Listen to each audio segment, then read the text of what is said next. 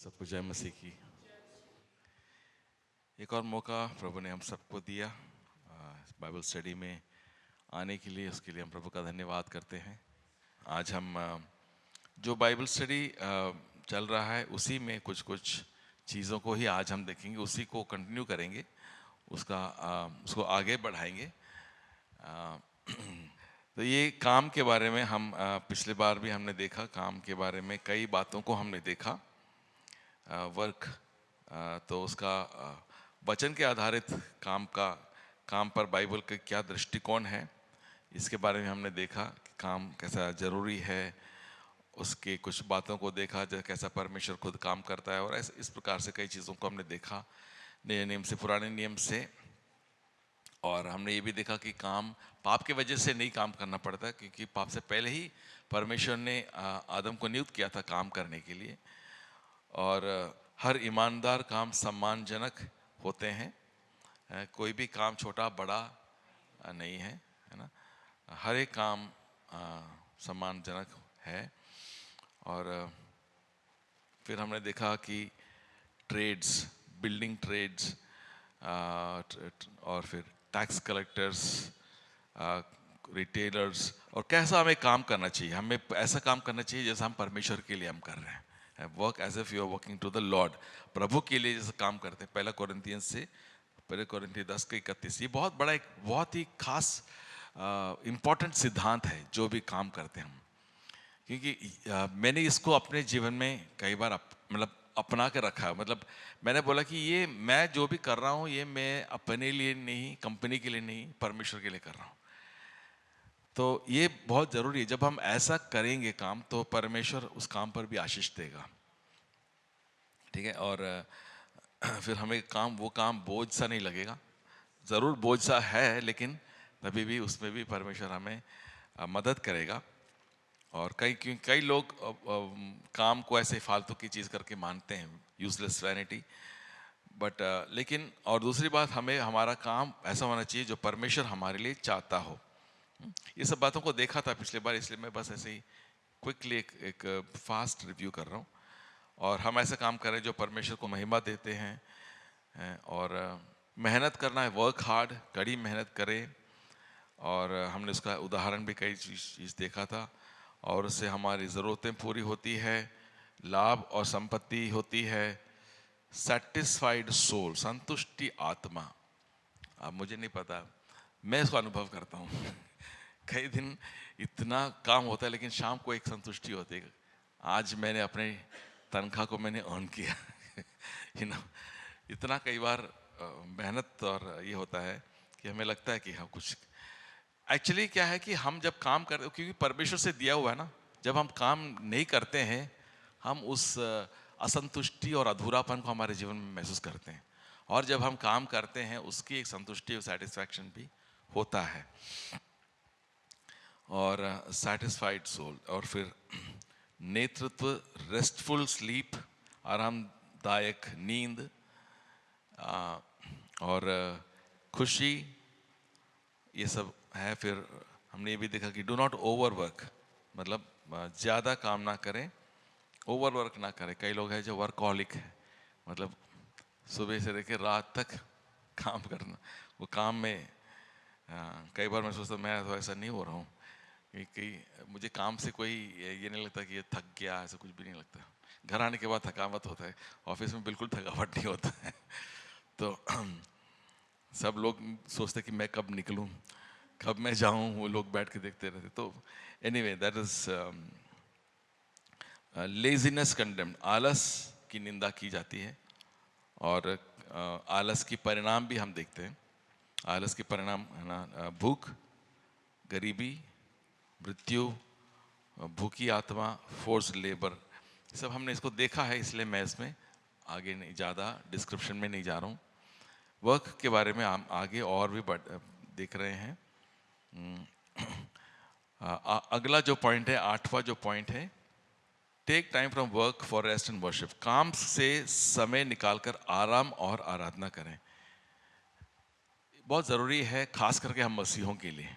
परमेश्वर ने हमें ये दिया है ना, कि हमें अपने काम से समय निकालना है और आराम करना है और आराधना करना है। शब्बत, हम सब जानते हैं शब्बत के बारे में, इसमें कोई ये नहीं है, हम सब शब्बत को जानते हैं। और शब्बत को परमेश्वर ने नियुक्त किया, है ना।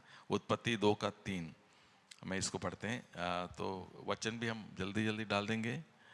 और परमेश्वर ने 7वें दिन को आशीष दी और पवित्र ठहराया, क्योंकि उसमें उसने सृष्टि की रचना के अपने सारे काम से विश्राम किया। तो उसको क्या ठहराया? पवित्र ठहराया। पवित्र ठहराने का मतलब एक और है, हम क्या मैंने पहले भी इसके बारे में, what is meaning of being Holi? पवित्र ठहराना मतलब सेपरेटेड, अलग करना। तो अलग करके मतलब शब्द को अलग किया, किस लिए? परमेश्वर के साथ समय बिताने के लिए, है ना। और आज भी अगर आप इजराइल में जाओगे, उसको, उस प्रथा को यहूदियों के बीच में बहुत स्ट्रांगली उनके अंदर है।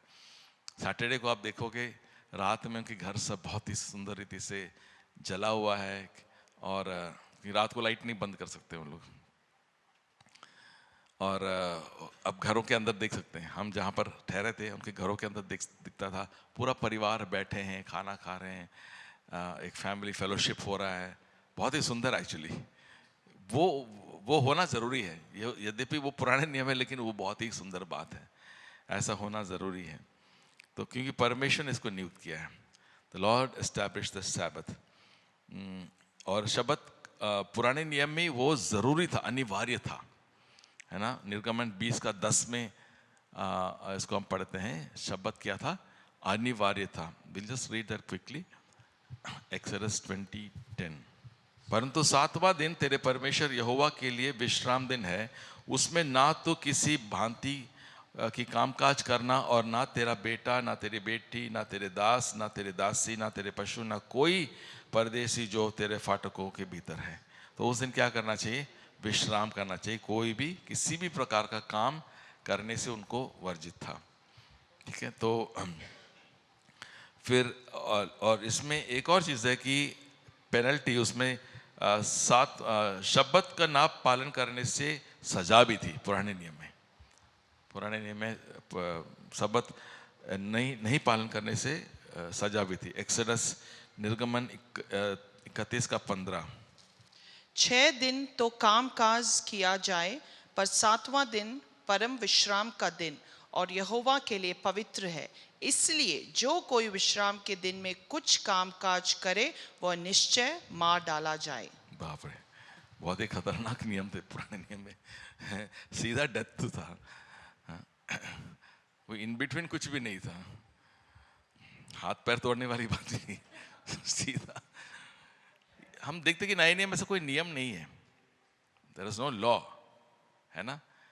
लेकिन हम देखते हैं कि हफ्ते के पहले दिन चेलों ने सब मिलके परमेश्वर की आराधना किया करके हम पढ़ते हैं, है ना। प्रेरितों का काम है, इस बात को हम देखते हैं, सीखते हैं, इसलिए हम हफ्ते के पहले दिन में हम सब मिलके आके आराधना करते हैं। तो ये एक मैं विश्वास करता हूँ कि ये बहुत ही अनिवार्य चीज़ है। इट इज़ कि ये कंपलसरी है, ये ऑप्शनल नहीं है कि हम करें, हाँ चलो मूड किया तो करते हैं, या थोड़ा सा सहूलियत नहीं है तो नहीं करेंगे, ऐसा नहीं है। परमेश्वर उसको बहुत ही इंपॉर्टेंस में देखता है। हमें शायद लगता है कि नहीं, उतना खास ज़रूरी नहीं है, लेकिन परमेश्वर के आंखों में, और जो इसको तुच्छ मानता है, मैं सोचता हूँ कि उसके जीवन में उसे आशीष की कमी होगी ज़रूर। परमेश्वर इसको बहुत ही खास मानता है। इवन दो शब्द, जैसे मैंने बोला, शब्द करके नहीं है, लेकिन एक दिन परमेश्वर के लिए अलग करना ज़रूरी है, एक समय परमेश्वर के लिए अलग करना ज़रूरी है। अब हमारे यहाँ पर हम संडे करते हैं, आप मिडल ईस्ट में चला जाओ, वहाँ पर कौन सा दिन होता है?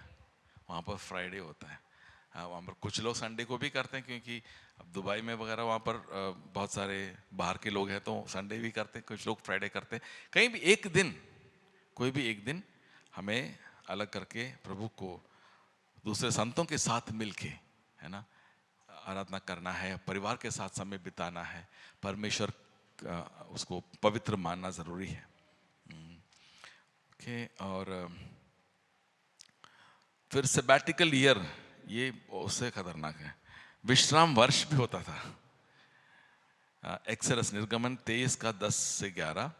6 वर्ष तो अपनी भूमि में बोना और उसकी उपज इकट्ठी करना, परंतु 7वें वर्ष में उसको पड़ती पड़ती रहने देना और वैसा ही छोड़ देना, तो तेरे भाई बंधुओं में के दरिद्र लोग उससे खाने पाए, और जो कुछ उनसे भी बचे वे जंगली पशुओं के खाने के काम में आए, और अपनी दाख और जैतून की बारियों को भी ऐसा ही करना।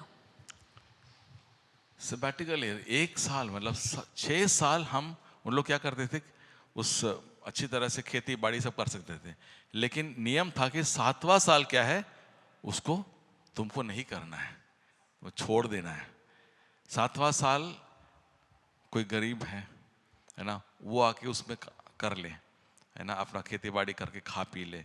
और वो भी नहीं है तो कह रहा है कि जो भी उसमें घुसता है जंगली जानवर आके खा ले।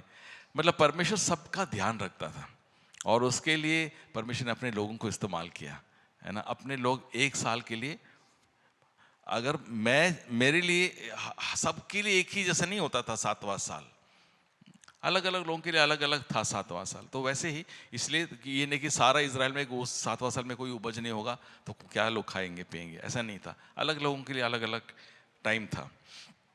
फिर ईयर ऑफ जुबिली, ये एक और है, लेविया व्यवस्था 25 का 11, लेविटिकस 25:11, ईयर ऑफ जुबिली।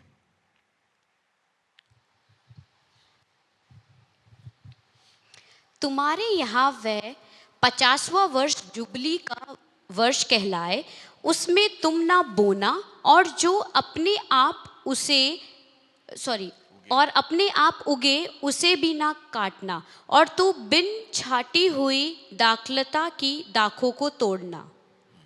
50वां साल में भी एक एक क्या बोलते हैं शब्द जैसा, उसमें भी कोई कटनी नहीं करना चाहिए। तो ये सब क्या है कि ये परमेश्वर कह रहा कि वो एक एक रीति से वो फील्ड के लिए भी एक क्या रेस्ट मिल रहा है, वो जमीन को भी एक रेस्ट दे रहे हैं, है ना। हफ्ते में एक दिन एक रेस्ट मिलता है। ये परमेश्वर के नियम था, और मैं सोचता हूँ कि उसमें बहुत सारी बातें हैं, ठीक है। उसके डिटेल्स में हम नहीं जाएंगे क्योंकि मैंने खुद भी नहीं स्टडी किया है, लेकिन मैं सोचता हूँ कि उसमें कई सारे अर्थ हैं, इसलिए उन सब चीज़ों को परमेश्वर ने दिया उसका। और फिर पुराने नियम में रिलीजियस हॉलीडेज थे बहुत सारे, धार्मिक छुट्टियां और विश्राम। हमारे देश में इसकी कोई कमी नहीं है, ज़्यादा ही बढ़ते जा रहे हैं। तो पुराने नियम में उनके साथ भी ऐसे ही था कि क्या बहुत सारे धार्मिक छुट्टियां, पुराने धार्मिक छुट्टियां थी और विश्राम था, और ये सब क्या था, परमेश्वर के साथ समय बिताने के लिए था, है ना। तो और परिवार के साथ और परमेश्वर के साथ समय बिताने के लिए था। तो वो बहुत ही अच्छा समय था। पास ओवर, इसमें कुछ कुछ इसका यहाँ पर हम देख रहे हैं। एक तो फसा का पर्व, हाँ, गिनती 28 का 18, फिर प्रायश्चित का दिन, लेविया व्यवस्था 16 का 29, और अखमीरी रोटी की पर्व, और लेविया व्यवस्था 23 का 7 से 8, और झोपड़ियों का पर्व। ये सब चीज़ से कई बातों को दिखाता है। ये पास ओवर, फीस्ट ऑफ बूथ्स, ये सब कई चीज़ों को दिखाता है। एक तो वहाँ से छुटकारा हुआ, फिर कैसे वो जंगल में रहे, वो सब चीज़ों को दार्शिक रूप में दिखाता है। और ये पर्व एक समय था जब वो परमेश्वर के विश्वास योग्यता को याद करते थे, है ना। अपने परिवार के लोग बच्चों को कहानियों को सुना के उनको बताते थे कि ऐसा ऐसा हुआ, हम आज क्या कर रहे हैं, हम ये झोपड़ियों में क्यों रह रहे हैं। ये बात को दिखाता कि हम कहाँ जंगल में रहते थे, 40 साल हम जंगल में भटकते थे। परमेश्वर ने मन्ना दिया, परमेश्वर ने क्या दिया, आग का खंबा होके रात में चलाया और बादल के खंबा होके, ये सब वो लोग आपस में बोलते थे, बच्चों को सुनाते थे। और ये पर्व का समय एक फेस्टिवल और एक गेट टुगेदर, एक संगति का भी समय होता था। तो इसमें से कोई भी एक हम पढ़ लेंगे। डे फीस्ट ऑफ बूथ्स, आखिरी वाला, लेविया व्यवस्था 23 का 35 से 36, लेविया व्यवस्था 23 का 35 से 36। पहले दिन पवित्र सभा हो, उसमें परिश्रम का कोई काम ना करना। सातों दिन यहोवा के लिए हव्य चढ़ाया करना। फिर 8वें दिन तुम्हारी पवित्र सभा हो और यहोवा के लिए हव्य चढ़ाना। वह महासभा का दिन है और उसमें परिश्रम का कोई काम ना करना। तो ये सब दिन क्या बोलते थे, परमेश्वर के लिए अलग किया गया था, है ना। अलग किया गया था कि परमेश्वर के साथ संगति, परिवार के साथ संगति, पूरे कम्युनिटी के साथ संगति, है ना, ये सब चीज़ें होती थी। तो उस समय में काम से हमें कई बार हमें अलग होना पड़ता है कुछ कुछ चीज़ों के लिए। हम वो सब पर्व नहीं मनाते, लेकिन हमारे यहाँ पर, है ना, कोई कपल्स मीट हो गया, कोई यूथ मीटिंग हो गया, या कुछ, है ना, हम बहुत सारी चीज़ों को करते हैं, फास्टिंग प्रेयर हो गया। तो उसमें भी क्या है, हमें भी इस प्रकार से काम से अलग होके कई बार करना ज़रूरी है। ओके, एंड फिर गॉड्स पार्ट इन वर्क, परमेश्वर का जो काम है, परमेश्वर की भूमिका क्या क्या है। परमेश्वर क्या करता है, परमेश्वर नौकरी कौशल देता है, मतलब जॉब स्किल्स, काम करने के लिए स्किल्स, है ना, क्षमता परमेश्वर देता है। कोई भी एक वचन पढ़ेंगे, निर्गमन 31 का 1 पढ़ें।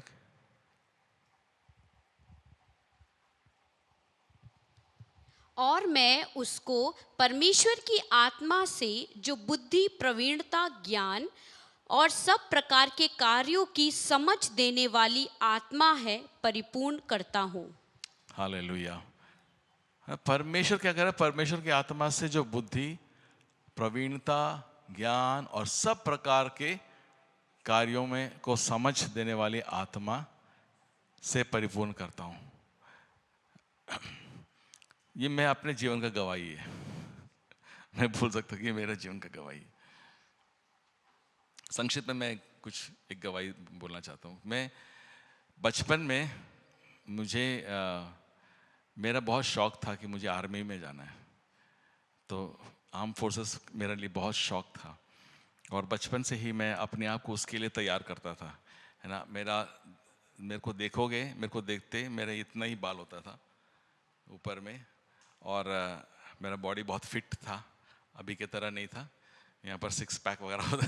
कहने का मतलब कि मैंने अपने आप को ऐसा मेंटेन किया कि मुझे आर्मी में जाना है, ठीक है। मेरे मम्मी पापा चाहते थे कि मैं इंजीनियरिंग करूं, लेकिन इंजीनियरिंग के लिए तो बुद्धि चाहिए ना, वो था ही नहीं। तो सोचा कि चलो कम से कम आर्मी, मेरे को तो उसमें एक्चुअली इंटरेस्ट ही नहीं था। मेरा इंटरेस्ट था कि मुझे आर्मी में जाना है। उसके लिए मैंने मेहनत भी किया, पढ़ाई भी किया। उसके लिए मैंने एंट्रेंस एग्ज़ाम भी दिया, मम्मी डैडी को बोल के मैं ऐसे ही जा रहा हूँ दोस्तों के साथ एंट्रेंस एग्ज़ाम दे रहा हूँ। तो उन्होंने सोचा कि चले जाओ, और गलती से मैं पास भी हो गया। तो पास हो गया तो तब मम्मी को लगा कि ये तो सीरियस है भाई। तो मम्मी ने बोला कि बिल्कुल नहीं जाओगे तुम, अकेला बेटा, तुम आर्मी में जाओगे। मतलब मैं कभी नहीं सोचा कि उन लोग मना करेंगे, लेकिन उन्होंने बहुत ही स्ट्रिक्टली वो मना किया, और वहाँ पर मैं बहुत ही निराश हो गया, वास्तव में लाइफ से ही बहुत डिसअपॉइंट हो गया। तो उसके बाद फिर तो मैं थोड़ा सा बिगड़ भी गया, थोड़ा सा गलत संगतियों में चला गया, बहुत बुरे, थोड़ा सा सही नहीं था, मेरा बैकस्लाइड हो गया। बैकस्लाइड तो उस टाइम में उद्धार पाया नहीं था वैसे। तो और फिर उनको खुश करने के लिए मैं बिट्स पिलाने का एंट्रेंस और आलतू फालतू ऐसे एंट्रेंस देने के, मैं कुछ आता ही नहीं था। तो उनको खुश करने के लिए मैंने कई सारे एंट्रेंस वगैरह दिया, लेकिन मुझे पता उसमें नहीं आने वाला था। तो फिर चलो, तो इसलिए फिर मेरे 12वीं ये सब मेरा कुछ खास अच्छा से किया नहीं। पढ़ाई भी फिर आगे मैंने, क्योंकि 10th के बाद मैंने NDA दिया, नेशनल डिफेंस एकेडमी। अभी मेरे साथ जो दिया था वो मेजर जनरल है। तो मैं अभी मेरे जो फ्रेंड्स हैं, तो मैं बहुत ही निराश हो गया था, बहुत ज़्यादा निराश हो गया था। लेकिन एनीवे परमेश्वर की कुछ और योजना थी जो मैं अभी हाइंडसाइट में समझ पाता हूँ कि हाँ, दैट इज गॉड्स प्लान। सो फिर मैं इधर आ गया, दिल्ली में आके मैं कोई कंप्यूटर इंस्टीट्यूट ज्वाइन करके मैंने बोला कि कुछ कंप्यूटर कोर्स करके कुछ नौकरी कर लूँगा। मेरे मामा जी यहाँ थे, वो लेकर आ गए मुझे, और मैं कुछ करने के लिए सोच लिया। फिर मैं नौकरी कर रहा था, लेकिन उसके बाद मैं उद्धार पाया। जब उड़ीसा में था तभी मैं उद्धार पाया, उद्धार पाने के बाद थोड़ा सा मैं बदल गया, मतलब मेरे अंदर एक आशा आ गई कि हाँ कुछ प्रभु करेगा मेरे जीवन में। और उस समय बहुत कुछ हुआ। उस समय मैं बहुत ही परमेश्वर के लिए एक्साइटेड था। हमने बहुत सारा कुछ काम किया वहाँ पर। कई जवानों को उद्धार में लेके आया। कई जवान, मतलब मैं तो नहीं लाया, परमेश्वर लेकर आया। परमेश्वर ने हमें इस्तेमाल किया, मुझे और मेरा एक दोस्त, हम दोनों बहुत ही इतना पैशनेट थे। मैं सोचता हूँ कि बहुत ज़्यादा पैशनेट थे हम। जब भाग भाग के जाके बच्चों को बोलते थे कि गुड न्यूज़, हम सुसमाचार सुनाते थे। और फिर हमने एक यूथ ग्रुप शुरू कर दिया, और उस यूथ ग्रुप में मैं और मेरे दोस्त, है ना, हमें गिटार तो नहीं आता था, कहीं से पुराना गिटार मिल गया, वो एक तरफ पकड़ता था, मैं इस तरफ ये करता था, ऐसे करके सब हमने बजाया। मैं सोच रहा हूँ कि प्रभु ने वो सब छोटे छोटे चीज़ों को प्रभु ने आदर किया है ना। और ऐसा हम हुए, और कई सारे जवान उसमें उद्धार प्राप्त किया। हमें उतना इंपॉर्टेंस नहीं लगा, हमें लगा कि यार वो भी आना चाहिए, वो भी आना चाहिए। लेकिन अभी मैं सोचता हूँ कि प्रभु बहुत अद्भुत किया था उस समय।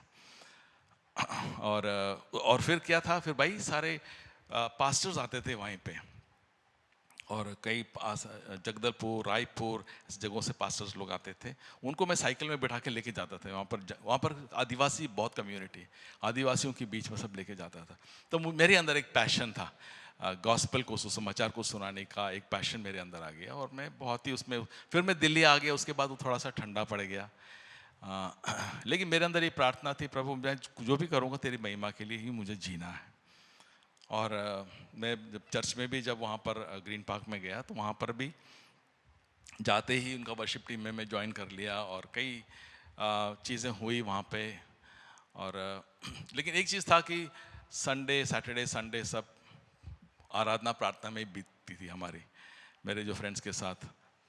सैटरडे संडे हमारा 2 दिन पूरा time worship and prayer, worship and prayer, worship and prayer. फिर लास्ट में मेरे को बोला, यार मेरे को तो कुछ आता ही नहीं है, नौकरी क्या ढूंढूं। नौकरी कुछ नहीं मिला था, मैं यहाँ वहाँ आलतू फालतू ऐसे बहुत कुछ कर रहा था। फिर फाइनली ये जिस स्कूल में मैं अभी काम कर रहा हूँ, मेरे जिस फ्रेंड के साथ मैं बहुत घुल मिल गया था, बहुत क्लोज हो गया था, उसका भाई वहाँ पर काम कर रहा था, वो PE टीचर था। उसने बोला कि जॉन चल, तेरे को मैं वहाँ पर वो मेरे बॉस से मिलाता हूँ। वो कह रहा था कि अगर कोई बंदा है तो लिया। तो मैंने बोला मुझे कंप्यूटर आता है, कंप्यूटर का टीचर के जॉब के लिए मैं गया था। तो मैं वहाँ गया तो उसने बोला, जो बॉस था प्रिंसिपल, उसने बोला कि कंप्यूटर का टीचर का वैकेंसी नहीं है, मैं आपको जॉब दे नहीं सकता। मैंने बोला यार मैं आज एक दिन छुट्टी लिया, वैसे ही 800 रुपये की तनख्वाह मिलती है, हाँ छुट्टी लेके आया हूँ, ये मेरे को बोल रहा कि जॉब ही नहीं, तुमको ये नहीं, जॉब है नहीं, there is no job vacancy. तो फिर मैंने बोला ठीक है मैं चले जाऊँगा। उसने बोला नहीं, तुमको ये जो मेरे एक और जॉब है, लेकिन तुमको अगर करना चाहते तो। उसने बोला कि एक एडमिन ऑफिसर का जॉब है। मैंने उसका मतलब क्या होता है, तो मुझे नहीं पता था कि है क्या चीज़। तो उसने बोला कि वो मतलब का कुछ प्रॉब्लम नहीं है, तू हाँ बोल दे फिर बाकी सब चीज़ें। उस समय वहाँ का एडमिन ऑफिसर एक कर्नल थे जो वो काम संभाल रहे थे। वो बहुत अपना ही चलाते थे, तो उन लोग उसको हटाना चाहते थे। तो मैंने बोला हाँ ठीक है, क्योंकि मेरे को जो मिल रहा था सैलरी, उसने डबल मेरे को सैलरी दिया। मैं बोला चलो ठीक है, क्या फ़ायदा, क्या फ़र्क पड़ता है, काम तो काम ही तो करना है, सैलरी डबल है उस समय मेरे को 1500 रुपया, पहले 800 रुपये का जॉब ज्वाइन किया, फिर 1500 रुपया, फिर मेरे को 3000। इसने बोला कि मैं 3000 दे दूंगा। इन 92 की बात कर रहा हूँ। तो उस टाइम में मेरे को 3000 बहुत ज़्यादा लगा। मैंने बोला सही है, नो प्रॉब्लम, चलो। और फिर मैंने उस नौकरी में ज्वाइन किया। और नौकरी का क्या काम है, एडमिन ऑफिसर। उसका आता पता मुझे नहीं पता कि है क्या चीज़ है। मैंने ना MBA करी है ना कुछ करी है, ठीक है ना। और ये बंदा, ये कर्नल नहीं, इसने MBA करके आया हुआ था। मैं क्या कह रहा हूँ कि परमेश्वर हमें स्किल्स देता है। मैं उस बात को मैं आपको समझा रहा हूँ। तब से लेके अब तक परमेश्वर ने मुझे मदद किया, कभी भी शर्मिंदा होने के लिए प्रभु ने नहीं दिया। बहुत सारे चैलेंजेस आए और बहुत मेहनत किया। मुझे याद है मेरे जॉब के शुरू के समय मैं सुबह 7:30 बजे पहुंचता था, और जब मैं घर पहुंचता था कभी कभी 9:30 10 हो जाता था। तो और उसके बाद आके बस सोने का टाइम होता था, अगला दिन उठ के जाने। मतलब ऐसे कई साल बहुत मेहनत किया, बहुत सारा मेहनत किया। लेकिन क्या उस समय मेरे लिए ट्रेनिंग का जैसा था। लेकिन सैटरडे भी जाना पड़ता, लेकिन मैं हाफ डे में भाग जाता था और फिर मैं संडे बिल्कुल फ्री था। लोग समझे स्कूल में क्या इतना जॉब है, क्या नौकरी है, तुम स्कूल में क्या इतना काम करते हो। लेकिन मैं जब वहाँ काम करने लग गया मुझे पता चल गया सारा दुनिया का काम वहाँ पर होता है। तो बहुत सारा काम। मैंने कोई फाइनेंस का कोर्स नहीं किया, मैंने साइंस में डिग्री पाया, लेकिन अब मैं पूरा स्कूल का फाइनेंस हैंडल करता हूँ, जो कम से कम 50 CR का अमाउंट है पूरा साल का, ठीक है ना। तो एक पैसा मेरे हाथ के बिना वो जाता नहीं, क्योंकि मुझे रिस्पॉन्सिबिलिटी है। इसलिए नहीं, ये नहीं कि मेरे जेब से जा रहा है, लेकिन जो भी है इट गोज थ्रू मी, मैं उसको हैंडल करता हूँ, ठीक है।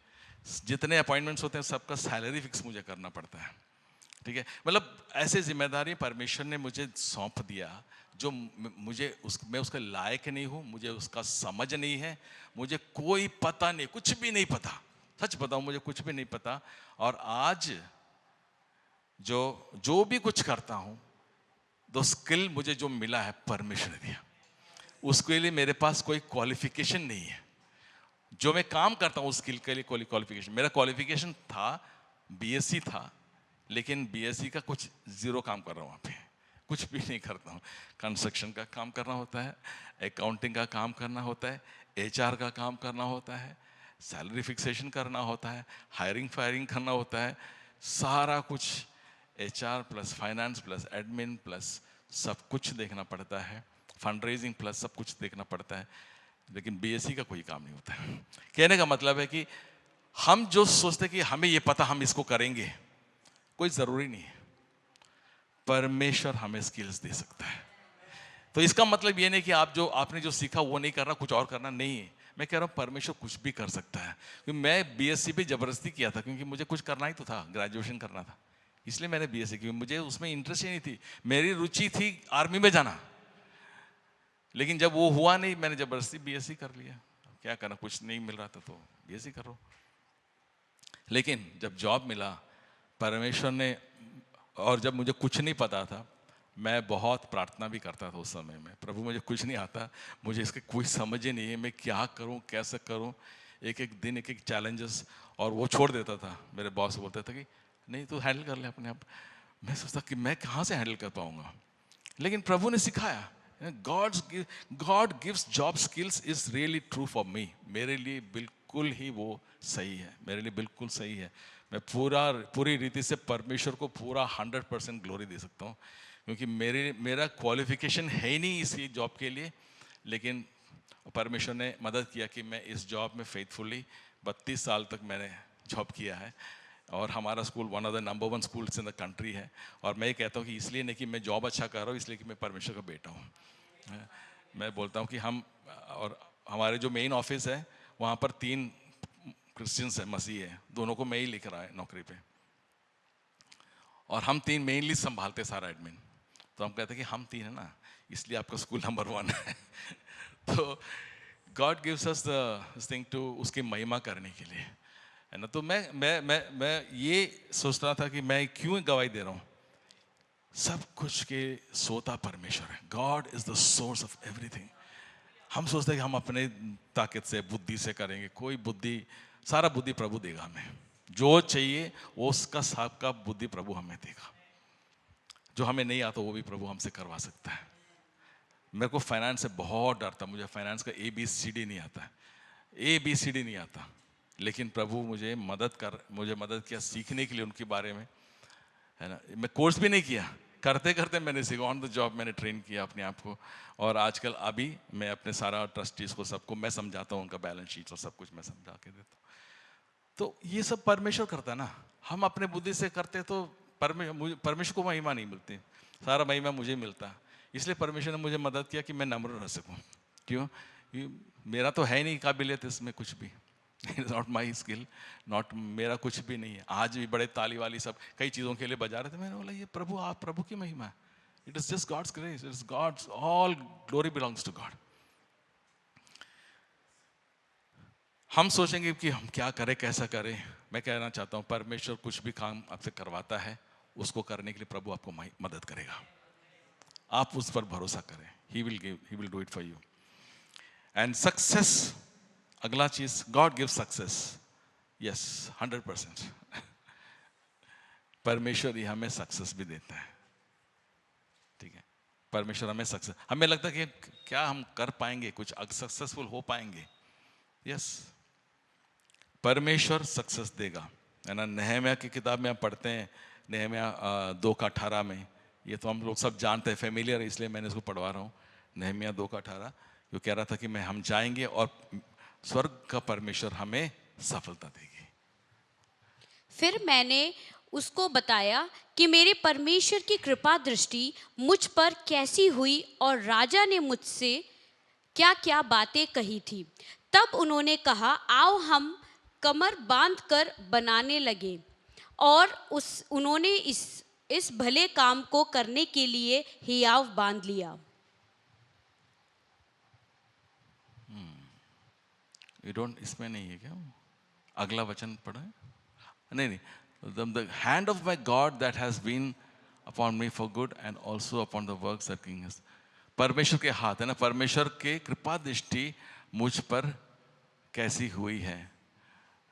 एक जगह में और देखते हैं कि स्वर्ग का परमेश्वर हमें सफलता देगा करके। अगला, हाँ अगला वचन जरा डालना, 19 नहीं, अच्छा ठीक है, ये तो ओके। सो एनीवे इसमें है,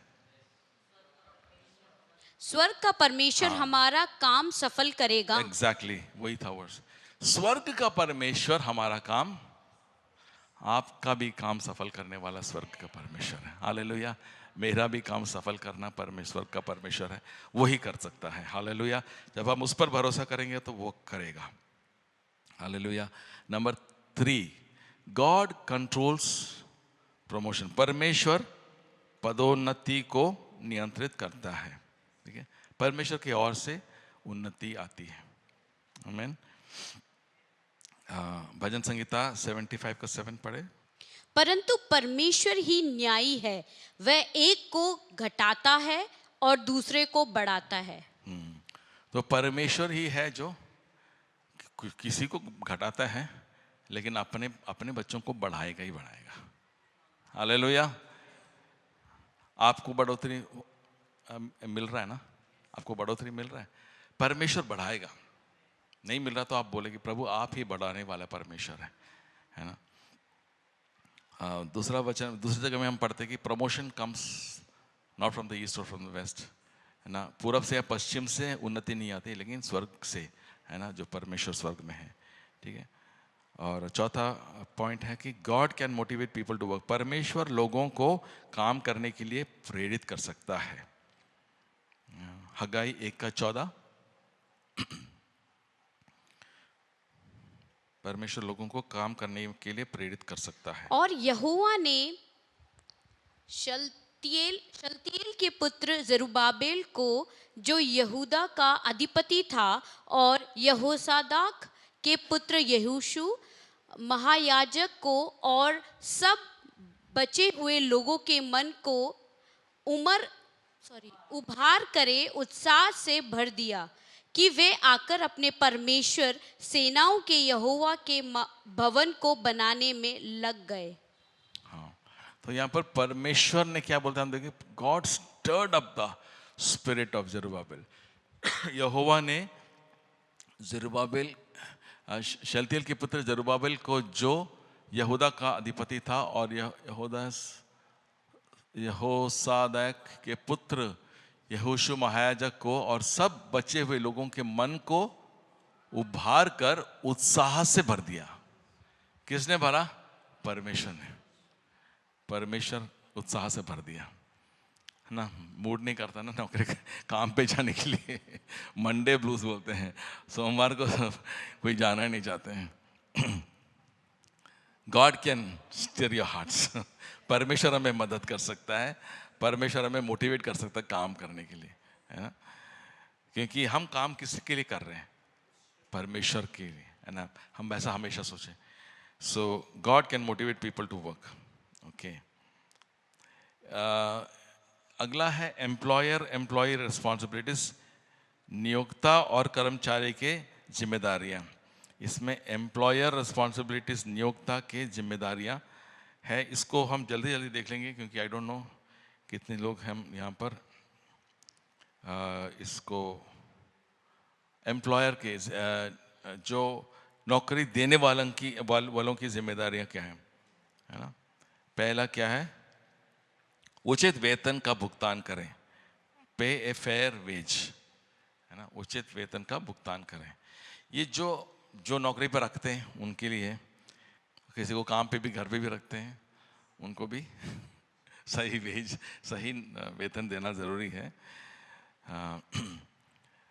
कई बार क्या है कि गरीबों के साथ ज़्यादा नेगोशिएट करते हैं।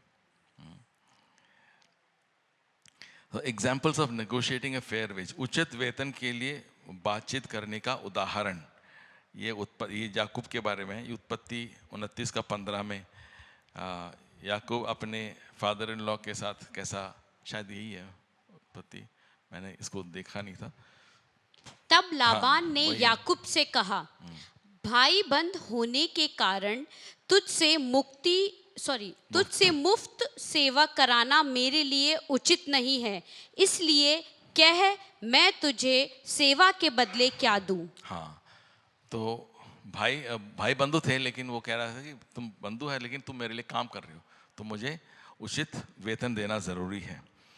और पुराने नियम में पनिशमेंट भी था, उचित वेतन का भुगतान ना करने की सजा भी होती थी, है ना। जेम्स 5:4, याकूब 5:4 नहीं, उचित पुराने नियम में नहीं, नए नियम की बात है।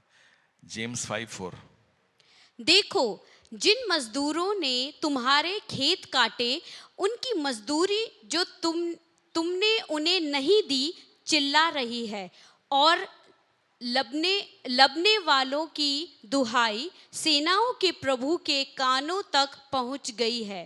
हाँ, तो ये बहुत ज़रूरी है कि जो काम करते हैं उनको सही वेतन उनको देना ज़रूरी है।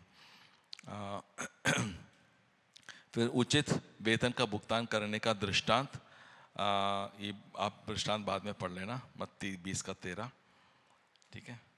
और फिर अगला पॉइंट है पे एन एम्प्लॉय प्रॉम्प्टली, कर्मचारी को समय पर वेतन दे। अगर कोई हमारे घर पे काम करते हैं, हमारा गाड़ी साफ करते हैं, कुछ भी करते हैं, उनको सही टाइम पे, ठीक है, मैं बोलता हूँ उसको रुलाओ मत, उसको दे दो 1 तारीख को, 2 तारीख को, 10 बार पूछने के बाद देते हैं। बी जस्ट एंड फेयर, न्याय संगत और निष्पक्ष रहे, कुलूसी 4:1। अब इसको नहीं पढ़ेंगे हम लोग, ठीक है। और फिर employees, do not threaten but serve your employee, कर्मचारी को धमकाए नहीं बल्कि उसकी सेवा करें। कौन करता सेवा उल्टा धमकाते ही हैं, नौकरी नहीं करना निकल जा। तो लेकिन मसीह होने के नाते हमारा व्यवहार अलग सा होना चाहिए, वो दिखना चाहिए। हम किस रीति से हमारे एम्प्लॉयज़ के साथ व्यवहार करते हैं वो दिखना ज़रूरी है, ठीक है। और दूसरा है लिसन टू एम्प्लॉय कंप्लेंट्स, कर्मचारी के शिकायतों को सुने। हो सकता है कि कल कुछ आप में से कुछ लोग एम्प्लॉयर्स बन जाएं तो आपको ये सब काम में आ जाएगा। लिसन टू एम्प्लॉय कंप्लेंट्स, कर्मचारी की शिकायतों को सुने, ठीक है। अय्यूब 31:13 और 14, इसको भी हम अभी नहीं पढ़ेंगे। और अगला पॉइंट है give an employee adequate rest और सफर द कॉन्सिक्वेंसेस, कर्मचारी को पर्याप्त आराम दे या परिणाम भुगतने होंगे। जो एम्प्लॉयज़ है हमारे यहाँ का जो काम करते हैं उनको पर्याप्त क्या देना है, आराम दें, ठीक है। आप इसका स्क्रीनशॉट ले जाओ और कल आपके ऑफिस में दिखाओ, देखो ये मुझे चाहिए आराम ठीक है। तो हमें पता है कि क्या सही है क्या नहीं है, तो वैसे ही।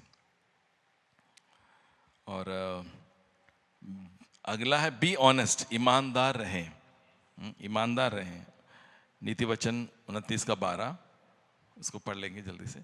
नीति वचन 29:12, अगर हम ऑनेस्ट नहीं हैं, अगर हम सही नहीं है तो क्या है, बाकी सब भी, जैसा कि पुलिस में उनको बोलते हैं भैया अब छोड़ दो, अरे तुम पैसा दोगे, 100 रुपये मुझे मिलेगा, 200 रुपये मेरा SI को मिलेगा, उसके ऊपर वाले को। मतलब उनका तो पूरा सिस्टम ही करप्ट है, ऊपर से लेके नीचे तक। क्योंकि ऊपर वाला लेता है तो सबको भी सब लेते हैं, सब बनाते हैं पैसे, और खुला है। अगर ऑनेस्ट नहीं, ईमानदार हम नहीं है, सबसे ऊपर वाला बंदा ईमानदार है तो उस ऑर्गेनाइजेशन में ईमानदारी कहीं ना कहीं रहेगी। लेकिन जहाँ पर ऊपर वाले से हम ईमानदारी नहीं दिखता है, डिसऑनेस्टी है, तो उस ऑर्गेनाइजेशन में डिसऑनेस्टी होगा। और विश्वासी कर्मचारी को विशेष उपचार दे, उनको स्पेशल ट्रीटमेंट देने के लिए, है ना। निर्गमन 21:2 मैं भी पढ़ के देखूं क्या है। निर्गमन 21:2, जब तुम कोई इब्री दास मोल लो तब वह 6 वर्ष तक सेवा करता रहे और 7वें वर्ष स्वतंत्र होकर सेत मेत चला जाए। हाँ, दूसरे लोगों को क्या था, दूसरे लोगों को भी एक्चुअली ये था, लेकिन वो they could buy the freedom. यहाँ पर हम पढ़ते हैं कि when you buy Hebrew slave he shall serve 6 years and in the 7th he shall go out free for nothing. तो स्पेशल ट्रीटमेंट, अपने जो विश्वासी लोग हैं उनको हमें थोड़ा सा खास ट्रीटमेंट देना चाहिए, ठीक है। अब मुझे नहीं पता कि सही है कि नहीं, क्योंकि फिर हम अब मेरे ऑफिस में क्या है कि मैंने 2-3 ऐसे लोगों को मैंने नौकरी दी है, उसके द्वारा कई सारे विश्वासी लोग हैं मुझे खुद नहीं पता था। बहुत सारे विश्वासी लोग, खास करके जो हमारे क्लास 4 एम्प्लॉयज़ में कई सारे विश्वासी लोग हैं, और उनको लगता है कि मैं मुझे उनको स्पेशल ट्रीटमेंट दूँ। उनको अगर स्पेशल ट्रीटमेंट दूँ तो बाकियों को मैं क्या करूँ, पक्षपात नहीं कर सकते, ठीक है। लेकिन कहीं ना कहीं कुछ ना कुछ थोड़ा बहुत उनके लिए हमारा दिल में थोड़ा एक सॉफ्ट कॉर्नर रहता ही है। लेकिन हमें पक्षपात भी नहीं करना चाहिए, उसको बहुत ही बैलेंस्ड रीति में हमें करना जरूरी है।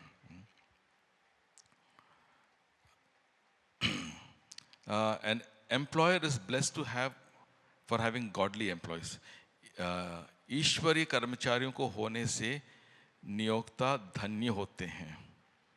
मतलब अगर विश्वासी कर्मचारी है तो उनकी कंपनी में आशीष होता है, मैं सोचता हूँ मैंने अभी गवाही बताई ना, जरूर होता है। और एग्जाम्पल्स ऑफ नियोक्ता के उदाहरण, मतलब काम देने वालों का उदाहरण है किस प्रकार के। एक तो फेथफुल, वफादार नियोक्ता, नहम्याह 5:8, और फिर अनफेथफुल, विश्वासघाती नियोक्ता। और लास्ट पॉइंट, ये सब हम अभी बच्चों को नहीं पढ़ेंगे। Be selective in hiring employees, कर्मचारियों के काम को काम पर रखने से चयनात्मक रहें, मतलब सोच समझ कर रखना है उनको, ठीक है। तो इसको, इन वचनों को आप जिनको ये है पढ़ सकते घर जाके।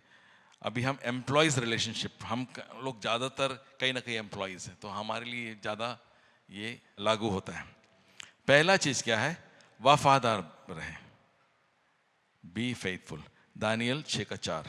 तब अध्यक्ष और अधिपति राजकार्य के विषय में दानियेल के विरुद्ध दोष ढूंढने लगे, परंतु वह विश्वास योग्य था और उसके काम में कोई भूल या दोष ना निकला, और वे ऐसा कोई अपराध या दोष ना पा सके। हाँ, इतना मतलब ऐसा काम वो करता था कि कोई दोष, है ना। हम जब काम करके जाते हैं, हमारे इसमें काम में कम से कम 10 गलतियां हमारे बॉस निकाल देता है, लेकिन उसका काम ऐसा था कि कोई भी दोष कोई भी निकाल नहीं सकता था। ये नहीं कि हम गलतियां नहीं करेंगे, हम गलती कर करके हम सीखते भी हैं, लेकिन कहने का मतलब है कि हम विश्वास योग्य रहें। जो भी हमें काम सौंपा जाता है, हमें जिम्मेदारी के साथ करना है ना। सिर्फ हाँ कुछ ना कुछ कर दिया, ख़त्म कर दिया, निपट लिया, ऐसा नहीं। अच्छी रीति से करना, डू इट वेल, अच्छा बढ़िया रीति से करके दो, समय लेके उसको अच्छी रीति से करके दो। किसी ने कुछ सवाल पूछा है तो उस सवाल का आगे पीछे भी सोचो कि उस सवाल में क्या है। सिर्फ वो सवाल उसने ये पूछा, ये क्या होता है जवाब दे दिया नहीं, उसको उसको थोड़ा पृष्ठभूमि दो, सही रीति से पूरा जवाब दो, ताकि उसको आगे कोई सवाल पूछने की जरूरत ही ना पड़े।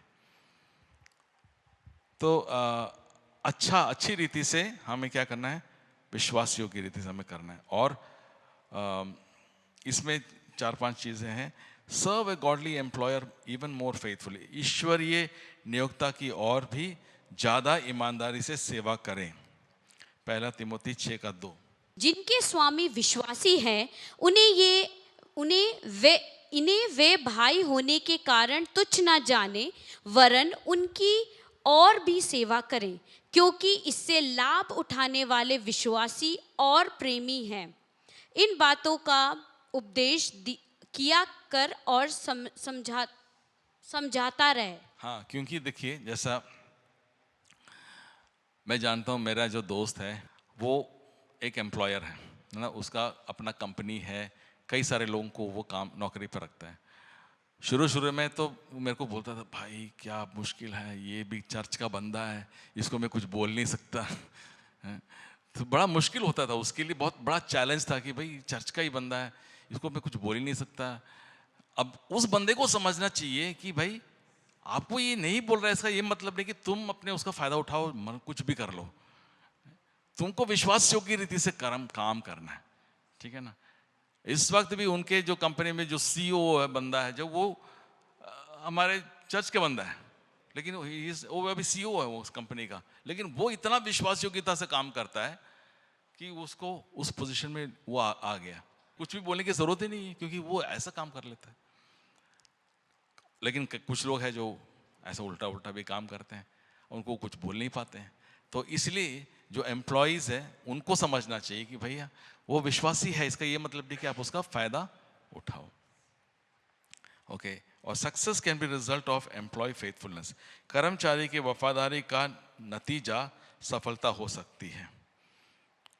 प्रोवर्ब्स नीति वचन 27:18। अगर हम विश्वास योग्य रहेंगे वहां पर हम सफल हो सकते हैं, और वो पूरे कंपनी भी सफल होगा। वो जब सफल होगा तो हम भी सफल होंगे। जो अंजीर के पेड़ की रक्षा करता है वह उसका फल खाता है, इसी रीति से जो अपने स्वामी की सेवा करता उसकी महिमा होती है। आमीन। तो बहुत ही जरूरी बात है इसको समझना कि जहां भी है सिर्फ एक नौकरी की तरह उसको ना देखें। हाँ, नौकरी तो है, पता नहीं, मैंने जो सीखा है कि यार उसको अच्छी रीति से करो, अपना रीत करके करो।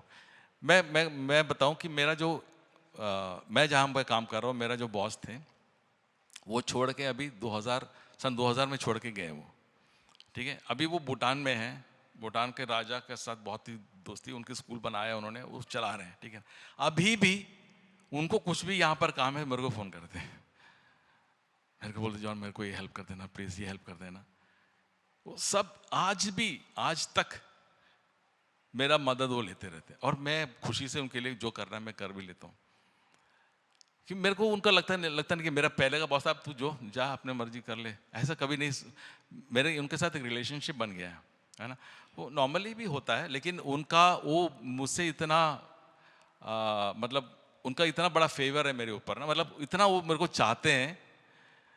मैं पहले सोचता कि दिखावा होगा, लेकिन जब भी मेरे को ज़रूरत पड़ी उन्होंने भी बहुत मदद की है। तो मेरा कहने का मतलब है कि हम जब नौकरी करते हैं अच्छी रीति से करेंगे, परमेश्वर हमें आदर करेगा। जैसे कि ये वचन मैंने पढ़ा है ना, अगर if we honour our people, जिसका हम काम करते हैं, परमेश्वर हमें आदर करेगा।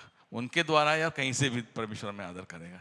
उनके जाने के बाद भी जो बॉसेस आया उन्होंने भी शुरू में मेरे साथ थोड़ा सा ये थे, लेकिन अब जाके अब हर चीज़ पे मेरे ऊपर डिपेंड करते हैं, हर चीज़ पे मेरे ऊपर डिपेंड करते हैं, क्योंकि वो समझ गए कि ये नहीं कि सिर्फ एक बॉस को खुश करने के लिए, बट मेरा एक प्रिंसिपल है, do everything as if you doing to the Lord. जैसा तुम परमेश्वर के लिए करो वैसा तुम सब कुछ करो।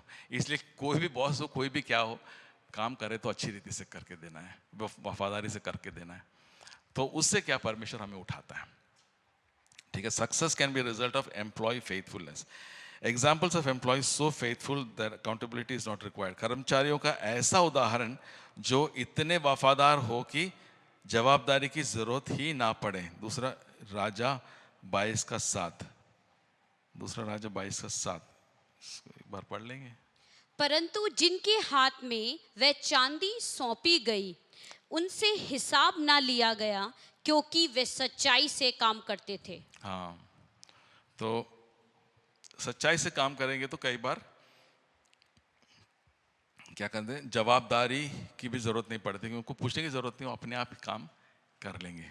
एक वफादार कर्मचारी नियोक्ता के लिए एक आशीष है, आशीर्वाद है या आशीष है। नीति वचन 25:13। जैसे कटनी के समय बर्फ की ठंड से, वैसा ही विश्वास योग्य दूध से भी भेजने वालों का जी ठंडा होता है। अपने भेजने वालों का, एक्चुअली मास्टर्स या अपने स्वामी का जो दिल को ठंडा करते करके इसमें अंग्रेजी में है, ठीक है। So faithful employee is a blessing to the employer. हम विश्वास योग्य रहेंगे तो हम एक आशीष का कारण बनेंगे। उनका जी ठंडा, उनको टेंशन देने वाले नहीं होंगे, उनको उनका जी ठंडा करने वाले होंगे हम लोग। वो टेंशन हम उनको देंगे तो हमें और टेंशन देंगे उन्होंने, तो ठीक है। और फिर अगला है बी ऑनेस्ट, ईमानदार हो। तो ये तो हम जानते हैं, इसके बारे में ज़्यादा बोलने की ज़रूरत नहीं है, नोट कर सकते हैं। लेविया व्यवस्था 19:35-36। काम में हमें कैसा रहना है, ईमानदार होना है, ठीक है। ये सब एक्सप्लेन करने की ज़रूरत नहीं, आप लोग सब जानते हैं। हाँ, दोनों को वफादार होना है। काम करने वाले को नहीं सोचना चाहिए वो वफादार है, मेरे को क्या। Be obedient to your employer, yes, because in doing so you are actually serving the Lord। अपने नियोक्ता के प्रति आज्ञाकारी रहे, क्योंकि ऐसा करने से आप वास्तव में परमेश्वर की सेवा कर रहे हैं। ये समझ मिलना बहुत मुश्किल है, क्योंकि हम अपने एम्प्लॉयर्स को डिमन से न करके देखते हैं। हमारे जो बॉस रहते हैं, बॉस अब क्या बोलेगा, हम हमेशा उनके साथ में, मतलब हमें लगता है कि वो हमारा जान खाने के लिए आते हैं रहते हैं ना। कभी कोई भी किसी के बॉस को पसंद नहीं करते हैं। ज़्यादातर क्या होता है, बॉस के साथ एक टेंशन रहता है। लेकिन यहाँ पर हम देखते हैं कि कुछ भी हो, हम प्रभु के लिए जैसा करें वैसा हमें करना है, तभी हम कर पाएंगे, नहीं तो हम टेंशन में ही करेंगे काम। एफिसीज 6:7 पढ़ लेंगे इसको जल्दी से। और उस सेवा को मनुष्यों की नहीं, परंतु प्रभु की जानकर सुइच्छा से करो। हाँ, ठीक है, इस बात को याद रखना। अच्छा नहीं लगता होगा शायद कई बार हमारे बॉस की बात मानने के लिए या काम करने के लिए शायद अच्छा नहीं लगता होगा। शायद वो मतलब फालतू की भी बात बोलता होगा, या मतलब जाति करता होगा हमारे साथ, बहुत कुछ कर सकता है ना। अन्याय से भी कुछ, अन्याय मतलब जो काम हमारा नहीं है हमसे, वो भी करवा सकता है। हो सकता है कि कुछ करें, लेकिन अगर हम प्रभु के लिए कर रहे हैं, उस माइंडसेट से करें, हम कर पाएंगे। नहीं तो फिर हम कुड़ के करेंगे, बहुत ही, है ना, हम फिर यही बात करते रहेंगे। दूसरे बंदे को मिलेगा तो फिर उसका हम ये करेंगे, है ना, आलोचना करते हैं, ये सब होता है। Even when working for a harsh employer, भले ही आप किसी कठोर नियोक्ता के लिए काम कर रहे हो, तभी भी क्या है, अच्छा से काम करना, ईमानदारी से काम करना है, ठीक है। आज्ञाकारिता होना। पहले पतरस 2:18 उसको नोट कर लीजिएगा, उसको नहीं पढ़ेंगे अभी, ठीक है। फिर ऑनर योर एम्प्लॉयर, अपने नियोक्ता का सम्मान करें। 1 तिमोथी 6:1। जितने दास जुए के नीचे हैं, वे अपने अपने स्वामी को बड़े आदर के योग्य जाने, ताकि परमेश्वर के नाम और उपदेश की निंदा ना हो। सब बहुत मुश्किल है, आसान नहीं है ना। अपने बॉस को आदर के साथ, अपने एम्प्लॉयर को आदर के साथ देखना आसान नहीं है कई बार, क्योंकि वो ऐसे लोग होते हैं, लोग ऐसा होते हैं कि मतलब हम उसको आदर कर, यार कैसा बंदा है, इसको कहाँ आदर कर सकते हैं, है ना। बहुत मुश्किल है। लेकिन देखिए, वचन उतना आसान नहीं है ना। वचन की बात भी हर चीज़ आसान नहीं है ना। शत्रुओं को क्षमा करने के लिए बोला है ना, वही तो बाइबल हम सीख रहे हैं। तो ऑनर योर एम्प्लॉयर, अपने नियोक्ता का सम्मान करें। कई बार क्या होता है, हम लोग लंच के लिए, हम लोग 2-3 लोग बैठ के खाना खाते हैं एक साथ, तब शुरू हो जाते हैं आलोचना करना, बॉस का आलोचना करना। पता नहीं क्या बोला था आज ही, पता नहीं क्या है इसके दिमाग में है। तो हम उस आलोचना में हमें नहीं पड़ना है। कई बार बड़ा टेम्पटेशन होता है, अब मैंने भी पढ़ा हुआ है, कई बार मैंने भी बोला हाँ वो बात ऐसी है फालतू, लेकिन हमें ध्यान रखना कि हम वैसा ना करें. We should honour them. उसका ठीक है, वो ज़्यादा उसको तारीफ मत करो, वो बोलेंगे हाँ ये तो मक्खन बटर बटर वाला है, लेकिन हम वचन के अनुसार हम चलें, हम आदर करें, रेस्पेक्ट करो, ऑनर करो. Do not slander your fellow employees. अपने साथी कर्मचारी की निंदा ना करें. ये सब बहुत हम देखते कॉमन है ना. दूसरे हमारे जो दूसरे कर्मचारी उसका आलोचना करेंगे, उसकी कमियां निकालेंगे. क्यों निकालते हैं? हम अपने आप को बेटर दिखाने के लिए. हम अपने आप को हम वो तो ऐसे ही फालतू, कुछ आता ही नहीं है, काम ही नहीं आता उसको. So anyway, but I am saying कि प्रभु का वचन है कि नीति वचन 30:10, इसको जल्दी से पढ़ें. किसी दास की उसके स्वामी से चुगली ना करना, ऐसा ना हो कि वह तुझे श्राप दे और तू दोषी ठहराया जाए. ये भी होता है ना ऑफिस में, बॉस को जाके दूसरे का चुगली कर देगा, है ना. पता है कल 3 बजे निकल गया वो. देख लो और उसका आप कैमरा में देख लेना, जल्दी निकल गया था. इतना चुगलीबाजी होता है ऑफिस में, इतनी पॉलिटिक्स होती है, बहुत सारे ऐसे बातें होते हैं, लेकिन हमें इसमें नहीं पढ़ना है. बहुत ज़रूरी है हम इस बात को याद रखें, हमें इसमें नहीं पढ़ना है. बहुत आसान है इसमें पढ़ना, to go with the flow, लोगों के साथ, है ना. अगर हम बॉस का बुराई नहीं करेंगे तो क्या लोग हमें एक्सेप्ट नहीं करेंगे? बोलेंगे यार बॉस इसके सामने कुछ मत बोलना, ये शायद जाके बोल देगा. तो इस तरह के बहुत सारे पॉलिटिक्स होता है. लेकिन अगर हम वचन के अनुसार चले, प्रभु हमें आदर करेगा. ये बात क्लियर है, ये बात सही है, और ये बात मैंने सीखी है. ठीक है. तो do not slander your fellow employees.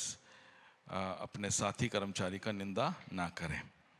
B content with your ways. अपने वेतन से संतुष्ट रहे. लूका 3:14. कोई संतुष्ट है?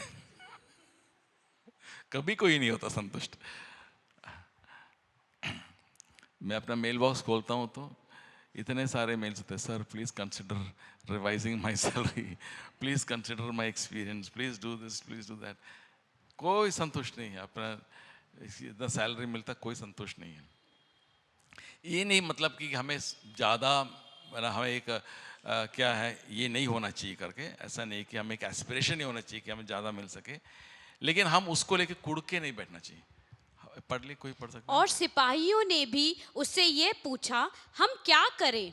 उसने उनसे कहा, किसी पर उपद्रव ना करना और ना झूठा दोष लगाना और अपनी मजदूरी पर संतोष करना. हाँ, इसका कॉन्टेक्स्ट कुछ अलग है, क्योंकि यहाँ पर ये है कि सिपाही लोग क्या है करते हैं, अपने जैसे कि पुलिस का काम है, अपने आपको जो सैलरी मिल रहा है उससे खुश रहो.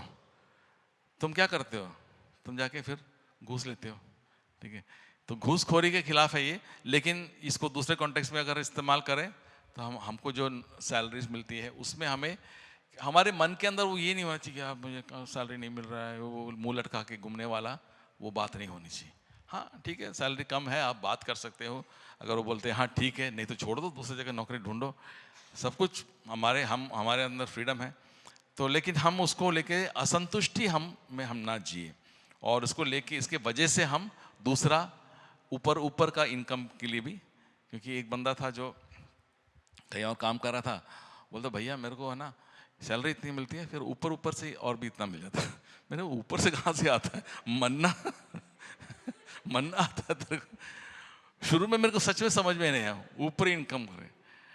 फिर उसने बोला नहीं मैं बस का काम करता ना, थोड़ा सा पेट्रोल का.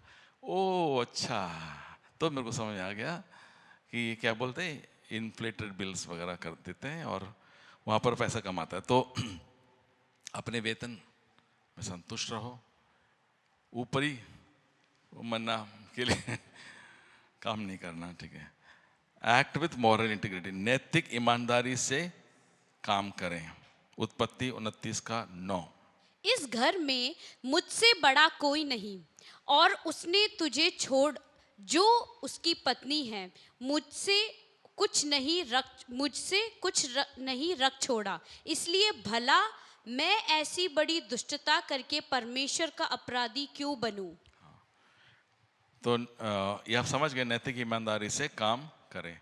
मतलब जब हमको कुछ जिम्मेदारी दिया है तो उन्होंने हमें भरोसा करके दिया है, तो उसकी इस भरोसा को नहीं तोड़ना है और उस जिम्मेदारी को सही रीति से करना है। ठीक है। एक समय ऐसा था जब ऊपरी पैसे के लिए मुझे बहुत लालच हुआ था, कि बहुत बड़े बड़े ऑफर आते थे, इन द सेंस लाइक आप एक एडमिशन करा दो बहुत सारा पैसा।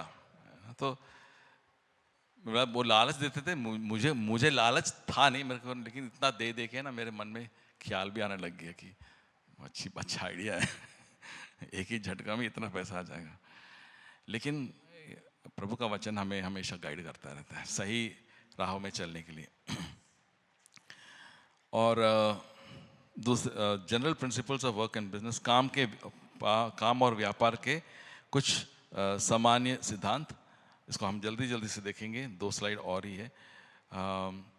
अनबिलीवर्स, अविश्वासियों के साथ व्यापार भागीदार ना बने, 2 कोरिन्थी 6:14। अविश्वासियों के साथ व्यापार भागीदार ना बने। एक जुए के हम अविश्वासियों के साथ असमान जुए में ना जुतो, क्योंकि धार्मिकता और अधर्म का क्या मेल जोल, या ज्योति और अंधकार की क्या संगति। मैं एक और चीज कहना चाहूंगा कि विश्वासियों के साथ भी बहुत सोच समझकर ही, क्योंकि वो रिश्तों को खराब करने के लिए इससे ज्यादा और कुछ चाहिए नहीं है। मैंने इसको चीज को लोगों के जीवन में होते हुए देखा है।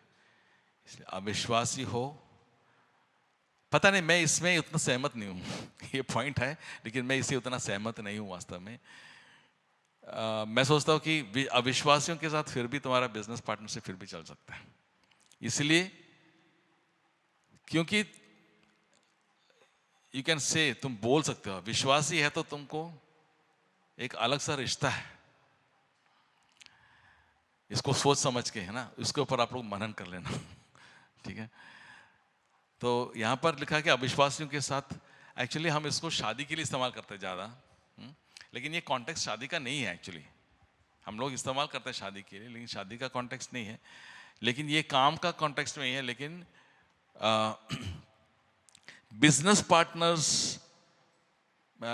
से ज़्यादा एम्प्लॉयज़ तो ठीक है, लेकिन बिजनेस पार्टनर्स ये बहुत ही खतरनाक एरिया है, जिसके बारे में मैं नहीं बोलूँगा कि हम, है ना, हम कलीसिया के 2 लोग बिजनेस पार्टनरशिप में आए, वो थोड़ा सा, अगर हम काफ़ी मैच्योर हैं मसीह में और हम चीज़ों को हम, है ना, क्षमा करने के लिए, चीज़ों को नज़रअंदाज करके चलने के लिए हम लोग तैयार हैं, तो हम कर पाएंगे, नहीं तो बहुत मुश्किल है, नहीं तो ये बहुत ही खतरनाक चीज़ है। इनफैक्ट जब मैं और टाइटस भाई जब ये घर बना रहे थे, हमने पार्टनरशिप में बनाया, 50-50 पार्टनरशिप में हमने किया। ये जो पालम यार का घर आप लोग जानते हैं ना, तो उस टाइम, क्योंकि उस टाइम तो मैंने बोला ना 1992 में जो तनख्वाह थी मेरी वैसे ही 2000 तक तो थोड़ा थोड़ा बढ़ के थोड़ा हो गया। तो कहने का मतलब है उस समय तो तनख्वाह और ये सब बहुत ही कम थे, तो ये मेरी ये औकात नहीं थी कि मैं अकेला एक प्लॉट ले पाऊँ। तो टाइटस मिले तो मैंने चल हम कर लेते हैं। कितने लोगों ने हमें डिस्करेज किया, बोला कि भाई वो मत करना, वो बिजनेसमैन है, उसके साथ मत करना, वो तेरे को ये कर देगा, वो कर देगा, बहुत सारी चीज़ों को किया। हम फिर एक दिन बैठ के बहुत बात किया हमने, और फिर मुझे मन में अगुवाई हुई कि नहीं करना है, हमको करना है इसको करके। और प्रभु की दया से कोई गड़बड़ नहीं हुआ, कुछ भी गड़बड़ प्रभु की दया से नहीं हुआ। हमने सब कुछ लिख के रखा कि क्या क्या होगा, बिल्कुल क्लियर। लेकिन उसको बहुत ही सोच समझ के करना। अगर कोई भी बिजनेस, मैं नहीं कह रहा हूँ कि नहीं करना है, बिजनेस पार्टनरशिप में नहीं करना, नहीं, मैं नहीं बोलूँगा, लेकिन बहुत ही मैच्योरिटी के साथ ही हम करना चाहिए उसको, जो भी करेंगे तो भी। अगला पॉइंट है build your business before building your house. अपना घर बनाने से पहले अपना व्यापार बनाए। नीति वचन 24:27। अपना बाहर का कामकाज ठीक करना और अपने लिए खेत को भी तैयार कर लेना, उसके बाद अपना घर बनाना। हाँ, ठीक है। तो इसको मैं सब ज़्यादा एक्सप्लेन नहीं करूँगा, बहुत ही स्ट्रेट फॉरवर्ड चीज़ें हैं ये सब। और अगला पॉइंट है उत्पादकता एक निश्चित मात्रा में अव्यवस्था पैदा करती है। इस वचन को पढ़ेंगे तो आपको और समझ में आएगा। नीति वचन 14:4। जहाँ बैल नहीं वहाँ गौशाला स्वच्छ तो रहती है, परंतु बैल के बल से अनाज की बढ़ती होती है। हाँ, जहाँ पर अनाज की बढ़ती है वहाँ पर थोड़ा सा क्लटर्ड होता है, वहाँ पर पूरा 100% सफाई नहीं होता। तो कहने का मतलब वो एक एक पहलू है काम का, तो इसमें कुछ ये नहीं है। इसका ये हम देखेंगे कि किसी का गौशाला बिल्कुल साफ है, इसका मतलब ये नहीं कि सब कुछ बढ़िया है, इसका मतलब कि कुछ है ही उसके पास। तो कहने का मतलब ये कि ओके, नीति वचन 22 का 29, स्किल्ड पीपल, कुशल लोगों को सम्मानित किया जाएगा। तो कुशलता भी ज़रूरी है, हमें स्किल डेवलप भी करना अच्छा है, स्किल भी हमें डेवलप करना है। कई बार मेरी गवाही अलग है, उस समय तो अन अकेडमी या ऐसा कुछ भी नहीं था, यूट्यूब नहीं था कि हम स्किल डेवलप कर सकते थे। उस टाइम तुमको कहीं कुछ भी स्किल डेवलप करना है, हमको कोई इंस्टीट्यूट में जाना पड़ेगा, एनरोल करना पड़ेगा, फिजिकल करना पड़ेगा। लेकिन अभी क्या है, तो उस टाइम परमेश्वर ने इसलिए मुझे भी मदद किया कि दूसरे स्किल्स को मैं अपने आप ऑन द जॉब में डेवलप कर सकूं। लेकिन अब क्या है, आपको जो भी स्किल चाहिए यूट्यूब में चले जाओ, सारा स्किल्स आप डेवलप कर सकते हैं, है ना। तो skilled people will be honoured, ये दुनिया भी कहती है। कुशल लोगों को सम्मानित किया जाएगा, ठीक है। नीति वचन 22 का 29। यदि तू ऐसा पुरुष देखे जो कामकाज में निपुण हो, तो वह राजाओं के सन्मुख खड़ा होगा, छोटे लोगों के सन्मुख नहीं। हाँ, और कहने का मतलब है कि कुछ भी स्किल डेवलप करेंगे उसको अच्छी तरह से करना, उसमें निपुण हो जाए, तो वो बहुत ही हमें आगे ले जाए। कोई भी एरिया में होगा, हो सकता है कि म्यूजिक में ही हो, है ना। अगर तुमको कोई भी म्यूजिक में भी तुम बहुत ही अच्छा करोगे, उसको अच्छी तरह से निपुण हो जाओ, तो you will go to heights, अच्छे हाइट्स में हम जाएंगे। कोई भी एरिया में हम स्किल करें। व्यापार के लिए कल का भरोसा ना करें, याकूब 4 का 13 से 14। हाँ। तुम जो ये कहते हो, आज या कल हम किसी और नगर में जाकर वहां 1 वर्ष बिताएंगे और व्यापार करके लाभ उठाएंगे, और यह नहीं जानते कि कल क्या होगा। सुन तो लो, तुम्हारा जीवन है ही क्या। तुम तो मानो धुंध के समान हो, जो थोड़ी देर दिखाई देती है फिर लोप हो जाती है। तो व्यापार के लिए कल पर भरोसा मत करो, परमेश्वर पर भरोसा करो, ठीक है। तो परमेश्वर ही हमें उसमें सफलता देने वाला। अपने खुद के व्यवसाय पर ध्यान दें, अपने हाथों से काम करें। 1 थिस्सलुनीयन 4 का 11। Let's just read it quickly. और जैसा हमने तुम्हें समझाया, वैसे ही चुपचाप रहने और अपना अपना काम काज करने और अपने अपने हाथों से कमाने का प्रयत्न करो। हाँ, तो अपने खुद के व्यवसाय पर ध्यान दें, अपने हाथों से काम करें, ठीक है। और अगला क्या है, ungodly people will sometimes persecute the godly to protect a wicked business. दुष्ट लोग कभी कभी दुष्ट व्यवसाय की रक्षा के लिए धर्मी लोगों को सताते हैं। फिर तो काम 19:26 से 27। और तुम देखते और सुनते हो कि केवल इफिसुस में ही नहीं, वरन प्राय सारे आसिया में यह कहकर इस पौलुस ने बहुत लोगों को समझाया और भरमाया भी है कि जो हाथ की कारीगरी है वह ईश्वर नहीं। और अब केवल इसी एक बात का ही डर नहीं कि हमारे इस धंधे की प्रतिष्ठा जाती रहेगी, वरन यह कि महान देवी अर्तिमिस का मंदिर तुच्छ समझा जाएगा, और जिसे सारा आसिया और जगत पूछता है उसका महत्व भी जाता रहेगा। हाँ, पौलुस जब लोगों को समझाया कि ये हाथ से बनाए हुए ये मूर्ति कुछ भी नहीं है, तो लोगों ने क्या किया, उसको सताया, क्योंकि उनको लगा कि अब लोग क्या है, इसको उस मूर्ति को मानेंगे नहीं, उनकी आर्तेमिस जो देवी है उसको भी तुच्छ जानेंगे, वो मंदिर में कोई जाएगा ही नहीं। तो क्या उनका वो धंधा को बचाने के लिए क्या किया, उसने पौलुस को सताया। तो आज हम देख रहे हैं हमारे देश में तो ये तो आम चीज़ है, तो हमें तो इससे हम वाकिफ़ है। तो ये सब कुछ सिद्धांत है, कुछ प्रिंसिपल्स है ना। तो हमने जैसे बोला जनरल प्रिंसिपल्स ऑफ वर्क, काम और व्यापार के सामान्य सिद्धांत, हमें इसको जानना है बस, ठीक है। हमें कुछ करने के लिए नहीं, हमें बस हमारी जानकारी के लिए ये सब है, ठीक है। क्योंकि हमें समझना है कि अनगॉडली जो लोग हैं, दुष्ट लोग हैं, अपना गलत व्यवसाय को बचाने के लिए हो सकता है कि कई बार वो हमें सताए। 8वां पॉइंट है, the Lord can use our work to humble us. प्रभु हमारे काम का उपयोग हमें नम्र बनाने के लिए कर सकते हैं। भजन संहिता 107 का 12। भजन संहिता। तब उसने उनको कष्ट के द्वारा दबाया, वे ठोकर खा के गिर पड़े और उनको कोई सहायक ना मिला। तो कई बार जब आपके काम में आपको बहुत कष्ट होता है, मुश्किल होता है ना, याद रखना कि ये हमें नम्र करने के लिए भी परमेश्वर वो अलाउ करता है। ये सब हमें शेप कर रहा है, ये सब हमें बना रहा है। प्रभु के उस इच्छा के अनुसार हमें शेप कर रहा है, ठीक है। हमें वहाँ पर गुस्सा होने की ज़रूरत नहीं है, हमें परेशान होने की ज़रूरत नहीं है, ठीक है। हमें वहाँ पर जवाब देने की ज़रूरत नहीं है, इन द सेंस लाइक कि हमें उल्टा उनको रिएक्ट करने की ज़रूरत नहीं है। हमको जो सही है वो बोलना है, लेकिन उससे बढ़ के हमें परमेश्वर कई बार नम्र करने के लिए, है ना, हमारे कामों में हमें कुछ बातें हमारे साथ हो सकता है। ये अगला पॉइंट, माल और सेवाओं के लिए उचित मुआवजा आवश्यक है। पहला राजा 5 का 6। Fair compensation is required for goods and services. इसलिए अब तू मेरे लिए लबनान पर से देवदार काटने की आज्ञा दे, और मेरे दास तेरे दासों के संग रहेंगे, और जो कुछ मजदूरी तू ठहराए वही मैं तुझसे तेरे दासों के लिए दूंगा। तुझे मालूम तो है कि सिदोनियों के बराबर लकड़ी काटने का भेद हम लोगों में से कोई भी नहीं जानता।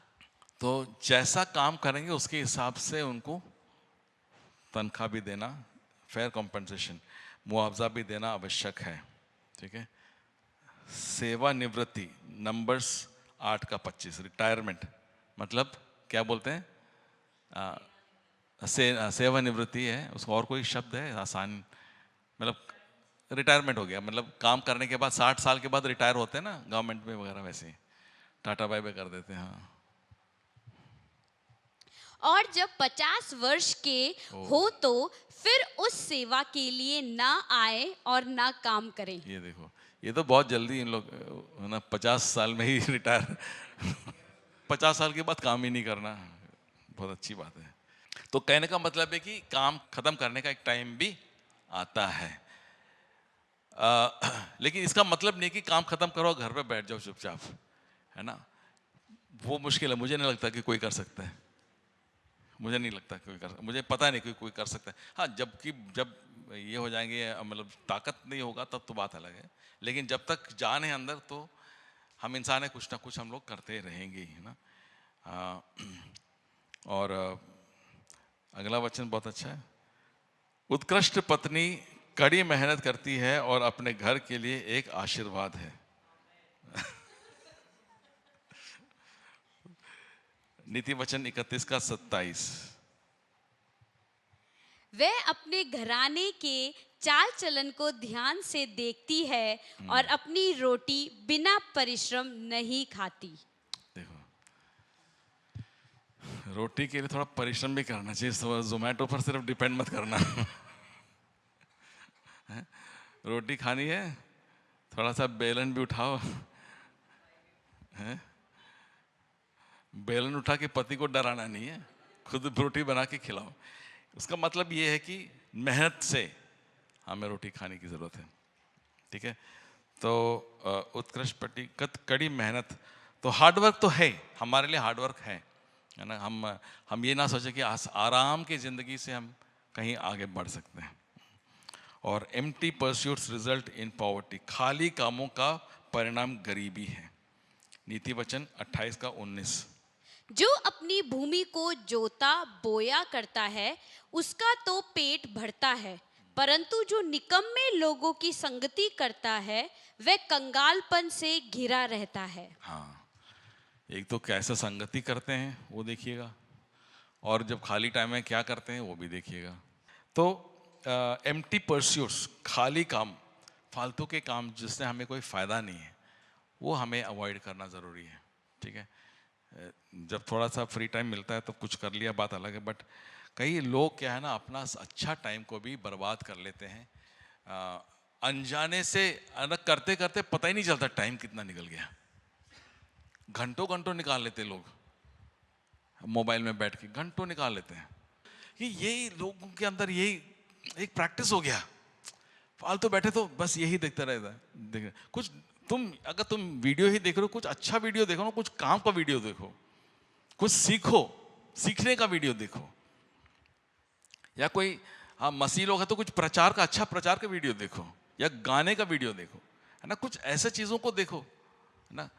ये नहीं कि हमेशा ऐसी मतलब फालतू की चीज़ें। तो ये है, बहुत ज़रूरी है। आजकल ये एम्प्टी परस्यूट्स बहुत चल रहा है, क्योंकि लोग यही सब बनाते रहते, डालते रहते, और हम लोग बुद्धू लोग देखते रहते हैं। ठीक है, तो खाली कामों का परिणाम क्या होगा? गरीबी होगा। यही सब करते रहेंगे तो क्या होगा? कुछ कमाई नहीं होगा भाई, खाली ठन ठन गोपाल जो यही होगा। बहुत जरूरी है इसको समझ। ये सब कुछ सिद्धांत हैं, काम का सिद्धांत। तो जैसा कि आज हमने क्या सीखा, जो भी हम काम करें, do it as if you are doing to the Lord. काम के बारे में हमने आज जो भी सीखा, टुडे वाज द लास्ट। परमेश्वर के लिए जैसा कर रहे हैं वैसा हम सब कुछ करें। मेहनती हो, विश्वास योग्य हो, है ना, ऑनेस्ट हो, है ना, जो भी काम करें, और हम उसमें कुड़कुड़ाए ना, चुगली ना करें। ये सब सिद्धांत एक मसीही क्या बोलते हैं, हम जहाँ भी काम करते हैं ना, एक मसीही उदाहरण हमारा होना चाहिए। लोग जब हमें देखें तो अलग सा उनको पता होना चाहिए कि इनके मुंह से गाली नहीं निकलता है ना। फैशनेबल गाली भी नहीं निकलता, नॉर्मल गाली तो छोड़ो, है ना। हमारे वहाँ पे थोड़ा फैशनेबल लोग हैं तो फैशनेबल गाली देते हैं उन लोग, तो वो भी नहीं आता है।